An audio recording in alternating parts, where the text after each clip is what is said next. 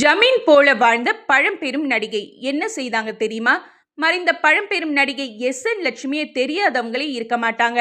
1500க்கும் மேற்பட்ட திரைப்படங்கள், 6000த்துக்கும் மேற்பட்ட நாடகங்கள்னு தன்னோட வாழ்க்கையை கலைத்துறைக்காக அர்ப்பணிச்ச அவங்களுக்கு கலைமாமணி, கலை செல்வம்னு பல விருதுகள் வழங்கப்பட்டு கௌரவிக்கப்பட்டிருக்காங்க. கடந்த 2012ல தன்னோட 85வது வயதுல உயிரிழந்த எஸ்.என். லட்சுமி யாருமே செய்ய யோசிக்க கூடாத விஷயத்தை செய்திருக்காங்க. அது என்னன்னு உங்களுக்கு தெரியுமா? தன்னோட வாழ்நாள் முழுக்க சிங்கிளா கல்யாணமே செய்துக்காம இருந்த அவங்க ஜமீன்தாரர் மாதிரி செல்வ செழிப்பா வாழ்ந்தாங்க. அதைத் தொடர்ந்து சினிமாவில் சம்பாதிச்ச மொத்த பணத்தையும் சொத்துக்களையும் 20 அனாதை ஆசிரமத்தை கட்டி செலவு செய்தாங்களாம். திருமணமாகாத நடிகர்கள் நடிகைகள் பலர் சினிமாவில் இருந்தாலும் அவங்க தங்களோட சொத்துக்களை தங்களோட சகோதரர் சகோதரிகளோட வாரிசுகளுக்கு கொடுக்கறத தான் நம்ம பார்த்துருக்குறோம்.